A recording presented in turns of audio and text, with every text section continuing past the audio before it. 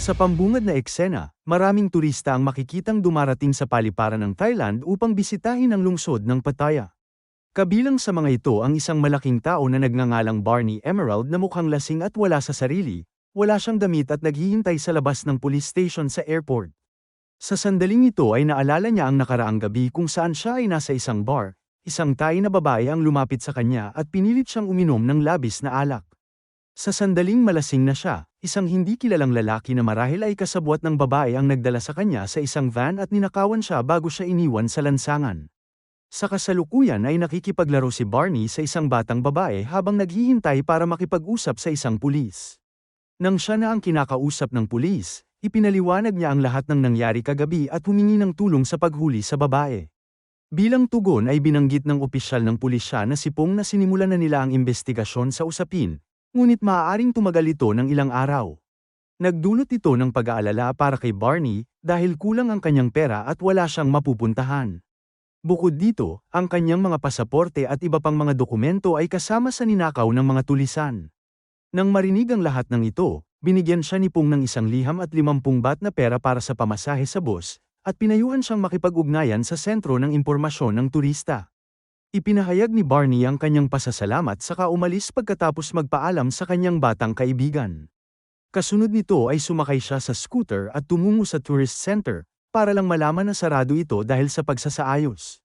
Ngayon na wala ng pera at walang matutuluyan, naglakad si Barney sa mga lansangan ng ilang sandali bago nakahanap ng lugar na mauupuan. Maya-maya ay biglang tumakbo papunta sa kanya ang isang babae na nagngangalang Katen, mukhang hinahabol siya ng ilang masasamang tao. Gayunpaman, hindi gaanong binigyang pansin ito ni Barney dahil may sarili na siyang mga problema. Agad na lumapit sa kanya ang mga masasamang tao at nagtatanong kung nakita niya ang babae. Ngunit si Barney na hindi nakakaintindi ng kanilang wika ay sumagot lang sa kanila ng hindi ko alam. Nainis ang mga lalaki at nagpasya na lang silang umalis nang hindi nagdudulot ng anumang gulo. Samantala nang magpapahinga na si Barney sa isang kahoy sa likod niya, nagulat siya nang may sumigaw na babae. Narinig din ito ng mga lalaki kaya bumalik sila para hulihin ang babae. Tumayo din si Barney para maiwasan ang kaguluhan, ngunit nang makita ang kanyang matangkad at malaking pangangatawan ay natakot ang mga gangster. Naniniwala sila na ipagtatanggol ni Barney ang dalaga, kaya't kumuha sila ng armas upang harapin siya. Ngunit sa sandaling yun ay isang tricycle ang dumaan na may malakas na ingay, na ikinagulat ni Barney. Habang siya ay nanginginig sa takot, pinagtawanan siya ng mga gangster na napagtanto na siya ay mahina. Naglunsad sila ng isang pag-atake kay Katen, ngunit mabilis itong nagtago sa ilalim ni Barney na tumanggap ng mga pag-atake na inilaan para sa kanya. Nang tila mabubugbog na ang dalawa, dumating sa eksena ang kapatid ni Katen na si Dokia. Lumalabas na isa palang profesional na Muay Thai fighter si Dokia, at gamit ang kanyang mga nakamamatay na galaw ay madali niyang natalo ang mga masasamang tao. Sa huli ay ginamit ng dalawang babae si Barney upang makatakas sa mga gangster. Dahil ganap na naguguluhan sa mga pangyayaring naganap, paulit-ulit na humingi ng paumanhin si Barney sa mga lalaki na sinasabing hindi niya kagustuhan na saktan sila. Nang maglaon ay nagtanong si Dokia kay Katen kung bakit siya hinahabol ng mga lalaki, ang huli ay sinisi si Barney ngunit sa kalaunan ay nabunyag na ninakawan niya ang isa sa mga lalaki. Pagkatapos habang pauwi, hindi inaasahan na nakita ng magkapatid na babae si Barney, na ibinalik ang ilan sa mga kagamitan na naiwan ni Katen. Dahil nasaksihan ang kanyang pagiging mabuting tao, nagpasya ang mga babae na dalhin si Barney sa kanilang monasteryo at nag-alok sa kanya ng isang lugar na matutuluyan ngayong gabi. Pagdating doon ay ipinakilala nila si Barney sa isang matandang momhe, na nagbigay sa kanya ng pahintulot na manatili doon hanggang sa makita niya ang kanyang pasaporte. Inutusan din ng monghe si Katen na maghanap ng angkop na damit para sa walang damit na lalaki. Pagkatapos ay tumabi si Barney sa iba pang natutulog na bata sa monasteryo, ngunit sa huli ay ginulo niya sila sa kanyang malalakas na hilik. Sa kabilang banda, makikita natin ang dalawang dayuhan na nagngangalang Adam at Smith na nakikipag-usap sa isang lokal na negosyanteng Thai na nagngangalang Narang. Ipinakita ng mga dayuhan sa kanya ang isang espesyal na laptop na nagtatampok ng isang nakatagong compartment na mabubuksan lamang sa pamamagitan ng paggamit ng malabrilyante na susi. Sa ibang lugar, ang isang mahalagang hanay ng brilyante na tinatawag na camellia ay dinadala sa isang ligtas na lugar. Malalaman natin na ang mga alahas ay dinala sa Thailand para sa World Jewelry Fair. Kinaumagahan ay tinawag ng mga bata si Barney upang samahan ang mga monghe sa paligid ng bayan, at tulungan sila sa kanilang mga ritual. Buong araw ay nakikibahagi si Barney sa iba't ibang aktibidad kasama ang mga bata, kabilang na ang mga komunal na pagkain at pagtulong sa mga gawain sa monasteryo. Kinahapunan, dinala siya ni Katen at Dokia sa maliit na restaurant ng kanilang ina sa dalampasigan. Nagulat ang babae sa malaking pangangatawan ni Barney, gayunpaman, malugod niya siyang tinanggap. Nag-alok sila sa kanya na tikman ang sikat na lokal na lutuin, isang pagkain na tinatawag na somtom. Gayunpaman, sa kanyang unang kagat, ang matinding anghang ng pagkain ay naging sanhi ng pamumula niya at hindi makontrol ang sarili. Kumilos siya na parang isang hayop at desperado na naghahanap ng tubig. Sa kasamaang palad sa proseso, hindi sinasadyang nakagawa siya ng kaguluhan sa restaurant at nasaktan pa ang kanilang ina. Pagkatapos ng sa wakas ay huminahon si Barney, nagpahayag siya ng pagsisisi para sa kanyang mga aksyon na nagpapaliwanag na nawalan siya ng kontrol sa kanyang katawan. Nangako siyang gagawin ang lahat para kumita ng pera at tumulong sa muling pagtatayo ng nasira na restaurant. Tumatak ito sa isip ni Katen at nakaisip siya ng ideya na turuan siya kung paano lumaban para sa isang fight club. Ibinahagi niya ang konseptong ito kay Dokia, na pumayag na gawin ang pagsasanay sa kanya. Kaya naman ang mahigpit na pagsasanay ni Barney ay nagsimula mula sa araw na yun. Itinuro ni Dokia sa kanya ang mga diskarte sa Muay Thai at hiniling pa niya na makipag-sparring siya sa isang batang lalaki. Pero sa kabila ng malaking katawan ni Barney, madali siyang natalo ng bata. Sa gitna ng mga sesyon ng pagsasanay na ito, binanggit din ni Barney ang tungkol sa kanyang nakakaawang nakaraan. Ibinunyag niya na nanalo siya sa isang paglalakbay sa Pattaya sa pamamagitan ng isang lucky draw na nagdala sa kanya sa Thailand, para lamang manakawan sa kanyang unang araw. Samantala, isang balita sa telebisyon ang nag-uulat tungkol sa pagnanakaw ng mga brilyante ng Camellia, at kalaunan ay nabunyag na sina Narang, Adam at Smith ang nasa likod nito. Itinago nila ang mga ninakaw na alahas sa loob ng kanilang espesyal na laptop, at tinalakay ang susunod na yugto ng kanilang plano na kinabibilangan ng paghahatid ng parcel sa Brunei upang matanggap ang bayad. Gayunpaman, dahil mayroon pa silang ilang araw na natitira sa Thailand, nagpasya silang magsaya sa bawat sandali ng kanilang oras doon. Sa sumunod na eksena, magkasamang naglalakad sina Katen at Barney nang mapansin ng huli ang babae sa bar na nagnakaw sa kanya noong una. Dahil na alarma ay tumakbo ito, kaya naman hinabol niya ito kasama si Katen na nakasunod sa likuran. Nagkataon naman na ang opisyal na si Pung ay nakita ang pagtugis at nagsimulang sumunod din sa kanila. Pagkaraan ng ilang sandali, dumating si Barney sa hideout ng babae at natuklasan ng isang koleksyon ng mga ninakaw na pasaporte. Dahil ayaw niya ng gulo ay hiniling lang niya ang sariling pasaporte, ngunit sinimulan siyang salakayin ng mga magnanakaw. Sa kabutihang palad, dumating si Pung sa takdang oras at isa-isang binugbog ang mga kriminal. Habang dinadala niya sila sa kustodiya, nahanap ni Katen ang pasaporte ni Barney ngunit lihim niyang itinago ito sa kanyang bag. Maya-maya ay nag-aalala ang magkapatid kung paano sila kikita ng pera para suportahan ang kanilang ina. Habang nagpapatuloy ang kanilang pag-uusap, gumawa sila ng plano at nilapitan ni Katen ang kanilang ina upang humingi ng permiso para kay Dokia na sumali sa isang Muay Thai dancing contest. Gayunpaman, ang kanilang tunay na layunin ay makasali si Dokia sa isang laban sa boxing at kumita ng pera. Sa paniniwalang ito ay isang hindi delikadong paligsahan sa pagsasayaw, binigyan sila ng kanilang ina ng pahintulot na magpatuloy. Kinabukasan, ang magkapatid na babae kasama si Barney ay pumunta sa fighting club at lumapit sa organizer na nagngangalang Yong upang humiling ng kalaban para kay Dokia. Nagkataon naman na naruroon din si Narang at ang kanyang mga kaibigan na responsable sa pagnanakaw sa mga alahas. Hindi nagtagal ay inanunsyo ang laban ni Dokia ngunit sa kanyang pagkadismaya, ang kalaban niya ay isang lalaki dahilan para hindi maging patas ang laban. Gayunpaman, tumanggi si Dokia na umatras dahil nangangailangan siya ng pera para sa kapakanan ng kanyang ina.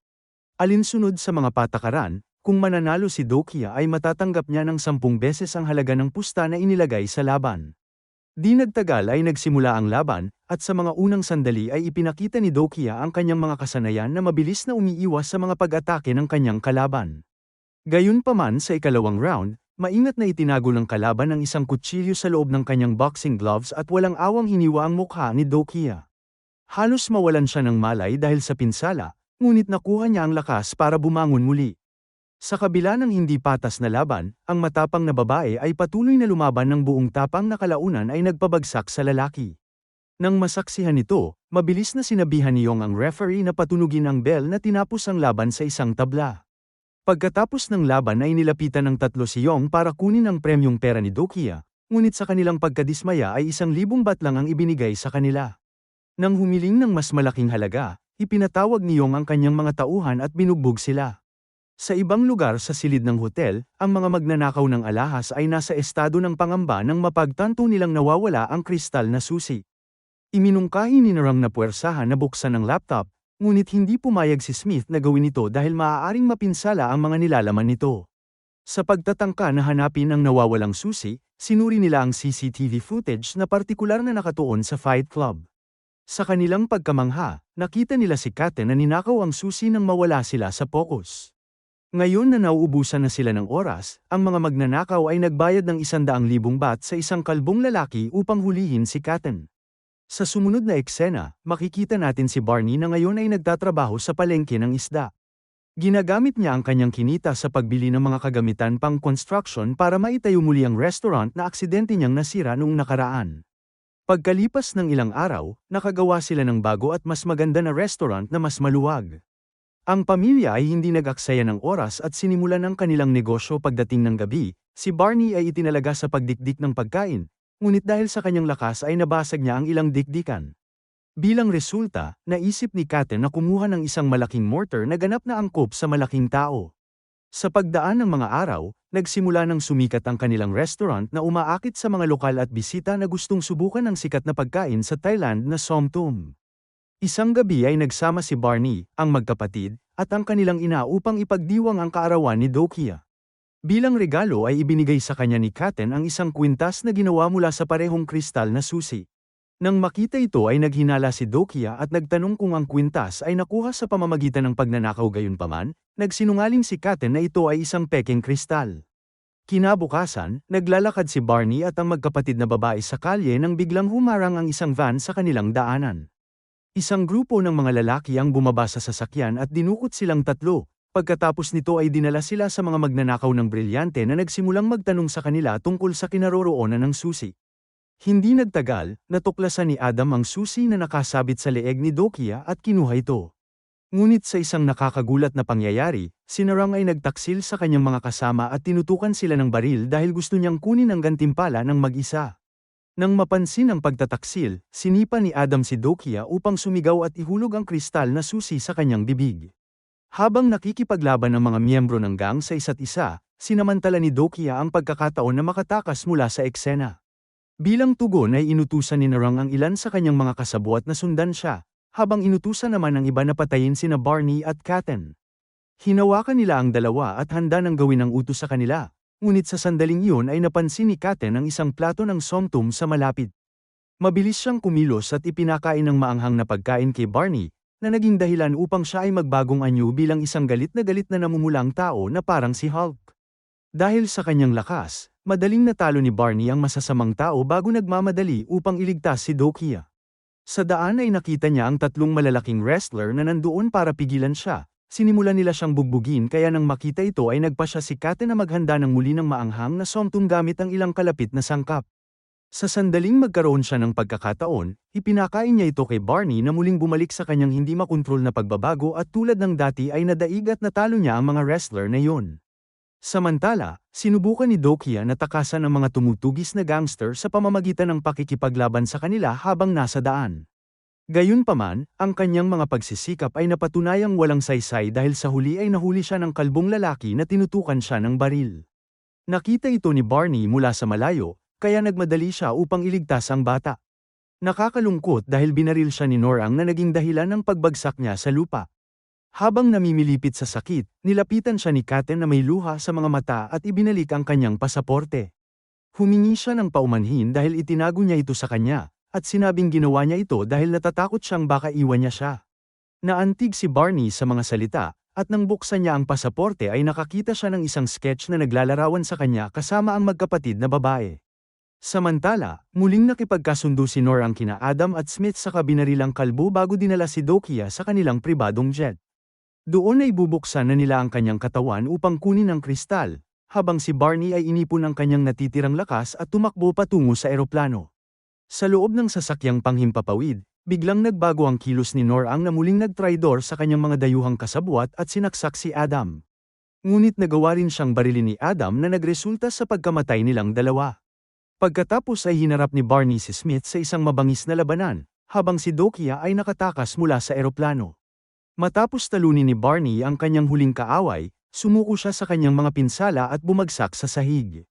Nang masaksihan nito, ang magkapatid ay tumakbo sa kanyang tabi at nagsimulang umiyak. Sa desperado na pagtatangka na buhayin siya, hiniling ni Katen kay Barney na buksan ang kanyang bibig upang mapakain niya siya ng somtum. Himala dahil nang marinig ang kanyang mga salita, ang malaking lalaki ay nagkamalay at tumakbo palayo habang sinasabing hindi na siya muling kakain nito.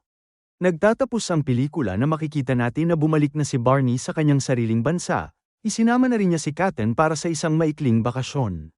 Salamat sa panunood. Para lagi kayong updated sa susunod na kwento, mag-subscribe at siguraduhin na naka-on ang notification bell. Ingat!